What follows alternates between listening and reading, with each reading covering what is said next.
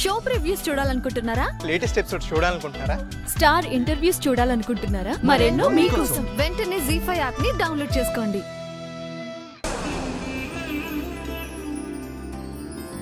అత్తయ్య గారు, పాపనిస్తారా? ఎవరి చేతిలో ఉంటే ఏంటి? బాలింతను పిల్ల చేతిలో లేకుండా గుమ్మం దాటి లోపలికి ఎలా రాగలను? ఏం పర్వాలేదు. దిష్టి నా మహాలక్ష్మికి దిస్తే చాలు. గంగమ్మ, కొబ్బరికాయ తీసుకురా.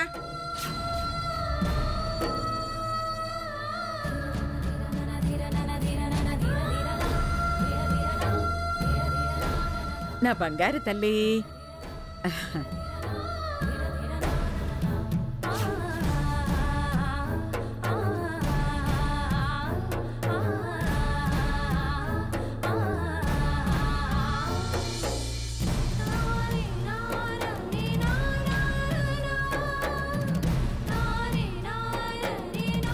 నా బంగారు తల్లి, నా మహాలక్ష్మి నా ఇంటికి వచ్చేసింది.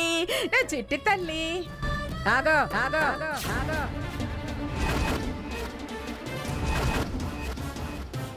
ఎక్కడికి వస్తున్నావు? అదేంటి అత్తయ్య గారు, ఎక్కడికి రావడం ఏంటి? నా మనవరాలు నీ కడుపులో ఉంది కాబట్టి నీకు ఇంట్లో స్థానం ఇచ్చాను.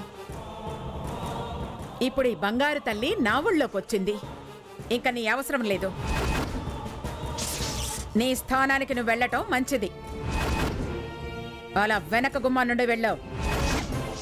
లలితాంబ, ఏమిటా మాటలు? ఇవి లలితాంబ మాటలు. మీరేం మాట్లాడకండి. అత్తయ్య గారు, అది నా కన్న కూతురు. పేగు బంధం ఉన్న తల్లిని పాలు తాగే పసిగుడ్డు. కన్నానే కాని కంటితో చూడలేదు. ఇలా స్థానం లేదు, వెనక్కి వెళ్ళమనడం భావ్యం కాదు అత్తయ్య గారు. విడిగా పిండం పెరగదు కాబట్టి నీ గర్భంలో పెరగనిచ్చా. ఈ బంగారు తల్లి నా కొడుకు బిడ్డ. వాడి రక్తం పంచుకు పుట్టిన కూతురు. మా రక్త సంబంధం. ఈ మహాలక్ష్మి తండ్రినే కనిపించిందాన్ని. ఈ మహాలక్ష్మిని పెంచలేనా? నీ చూపు పడకపోవడమే మంచిది. నీ చూపు పడకూడదనే నీకు బరువు తగ్గించి నీకు దూరంగా నాకు దగ్గరయ్యేలా చేశాడు. ఈ బంగారు తల్లి మీద నీ నీడ కూడా పట్టానికి వీల్లేదు. మీరు కూడా తల్లయ్యుండి మరో తల్లితో, సాటి ఆడపిల్లతో ఇలా మాట్లాడడం ధర్మమా అత్తయ్య గారు? నువ్వు చేసింది ధర్మమైతే నేను చేసింది కూడా ధర్మమే. చూడు,